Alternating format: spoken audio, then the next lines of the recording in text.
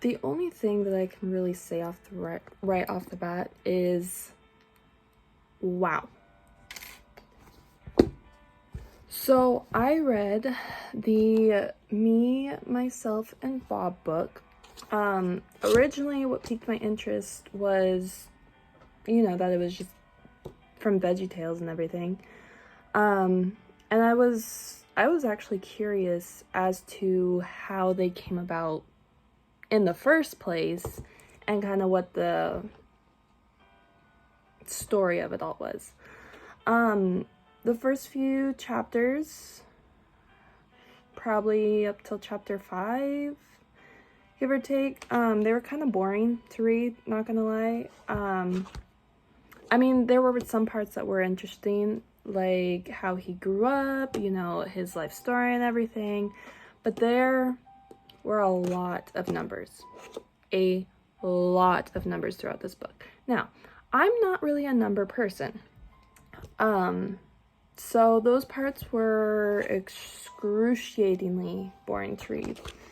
One of the things that definitely was like, wow to me was that, if you ever watch a VeggieTale movie, show, whatever you want to call it, the tuba noise that you hear, at like the beginning of the movie, like when the theme song comes on and everything, that was actually played by Kurt, which I believe was one of the people that originally was on like the team. But they have kept that original audio since it started. The second thing that I was like, wow, was how the hairbrush song came along. Originally, I forget who it was, but basically, it was Kurt again. Basically he came in singing "Where's My Razor," and then everybody was like, no, we can't have kids running around singing and trying to find a razor. Parents, moms are not going to be happy, so they changed it to hairbrush instead of razor. Also, his wife is the one who voices Junior, the asparagus, which I was like, I thought they actually brought in a kid to do the voice acting. Never thought that it was his wife, and I believe that he is actually the one that voices Bob the Tomato. Another thing that I actually just had to laugh at was, I believe he was out going and talking to like schools and stuff, and some kid had asked if Michael Eisner, which I may be mispronouncing his name, but the kid was asking if he could be redeemed, and Phil said that yes, he could, but he'd have to be fired. And I believe Michael was working for Disney or Barney, one of the two, I don't know. Yeah, there was a lot to this book. Took me a while to read, but one of the things I had no idea about was that, I don't know if anybody else has heard, but 321 Penguins was also part of the Big Idea Inc.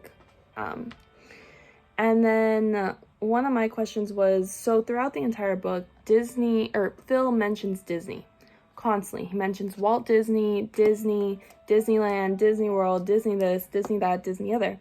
So when they were in trouble, and when they were, when he knew the company was in trouble, why didn't he try to like partner with Disney? Since he talks about them so much, why didn't he try to partner with them? Why didn't he try to either, sell it or something before they were completely no longer a thing? I really wonder where they would be today if, Phil had just partnered or sold big idea to Disney.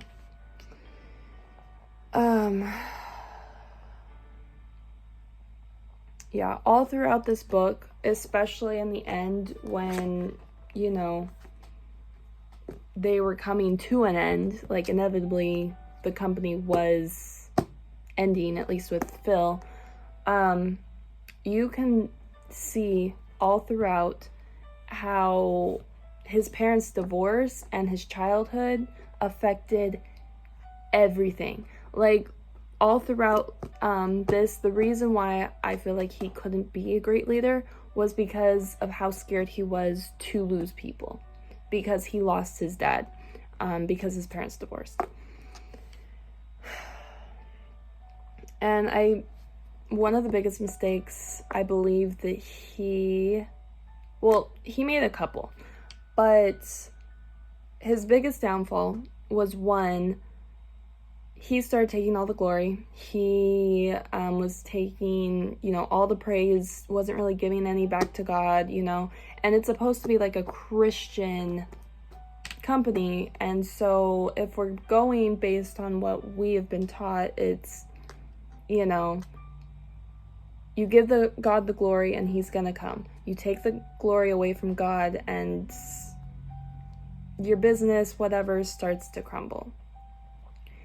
And so, you know, he basically, actually on page 154, he, you know, after he was done basically bashing Disney and whatnot, he goes on to talk about everything he had done and his ability and things like that.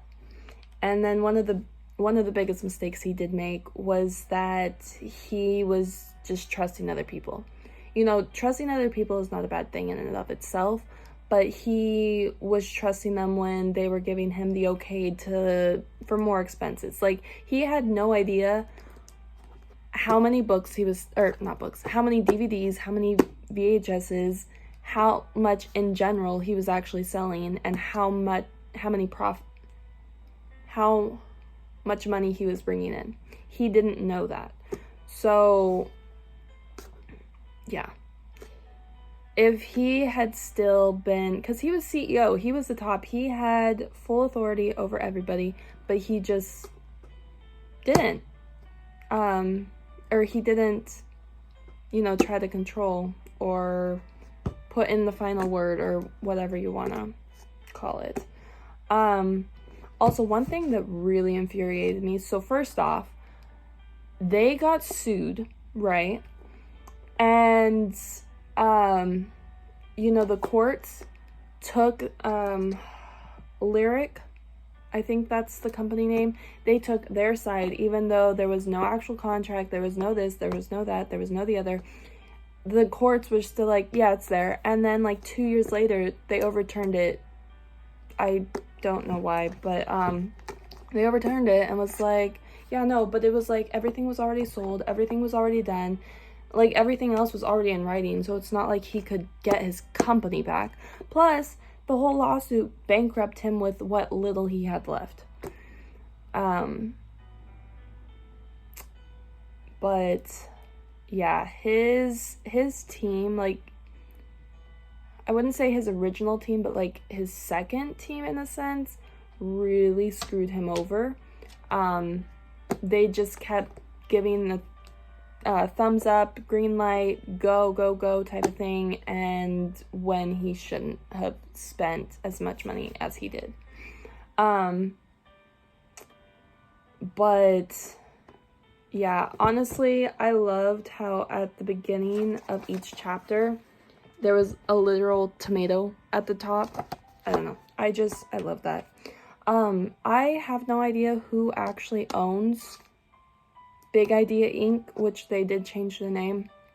I am interested. I do also wish that they would bring back the original, you know, animation of VeggieTales, because the new stuff just ain't cutting it. And I guess the last thing is just, for a business to really work, You need to have a dreamer and a realist. And that's basically what he was saying in his book in like the last chapter. Yeah.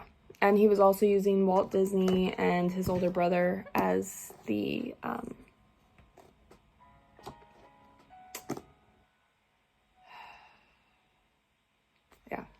he was just the example. He was using Walt Disney and his brother as the example.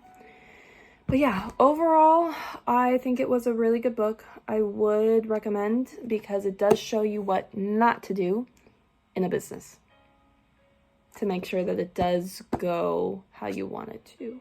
You can look at this, look at his mistakes, and just know what not to do in your own business.